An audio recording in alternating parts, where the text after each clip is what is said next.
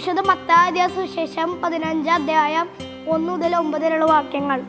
പാരമ്പര്യത്തെക്കുറിച്ച് തർക്കം. അനന്തരം ജെറുസലേമിൽ നിന്നു ഫരിസേയരും നിയമജ്ഞരും യേശുവിൻ്റെ അടുത്ത് വന്ന് പറഞ്ഞു, നിന്റെ ശിഷ്യന്മാർ പൂർവികരുടെ പാരമ്പര്യം ലംഘിക്കുന്നത് എന്തുകൊണ്ട്? ഭക്ഷണം കഴിക്കുന്നതിന് മുമ്പ് അവർ കൈ കഴുകുന്നില്ലല്ലോ. അവൻ മറുപടി പറഞ്ഞു, നിങ്ങളുടെ പാരമ്പര്യത്തിൻ്റെ പേരിൽ നിങ്ങൾ ദൈവത്തിൻ്റെ പ്രമാണം ലംഘിക്കുന്നത് എന്തുകൊണ്ട്? പിതാവിനെയും മാതാവിനെയും ബഹുമാനിക്കുക, പിതാവിനെയോ മാതാവിനെയോ അധിക്ഷേപിക്കുന്നവൻ മരിക്കണം എന്ന് ദൈവം കൽപ്പിച്ചിരിക്കുന്നു.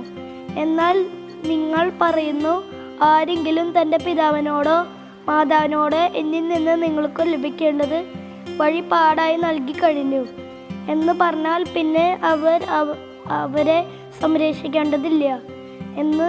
ഇങ്ങനെ നിങ്ങളുടെ പാരമ്പര്യത്തിനു വേണ്ടി ദൈവജനത്തെ നിങ്ങൾ വ്യർത്ഥമാക്കിയിരിക്കുന്നു. കപട നാട്ടക്കാരെ, ഏഷ്യ നിങ്ങളെ പറ്റി ശരിയായി തന്നെ പ്രവചിച്ചു. ഈ ജനം ആദരം കൊണ്ട് എന്നെ ബഹുമാനിക്കുന്നു, എന്നാൽ അവരുടെ ഹൃദയം എന്നിൽ നിന്ന് വളരെ അകലെയാണ്. അവർ മാനുഷിക നിയമങ്ങൾ പ്രമാണങ്ങളായി പഠിപ്പിച്ചുകൊണ്ട് വ്യർത്ഥമായി എന്നെ ആരാധിക്കുന്നു. നമുക്ക് പ്രാർത്ഥിക്കാം. ഞങ്ങളുടെ മധ്യ വസിക്കുന്ന ഈശോയെ അങ്ങയെ സ്തുതിച്ച് ജീവിക്കാനുള്ള കൃപ ഞങ്ങൾക്ക് നൽകണമേ.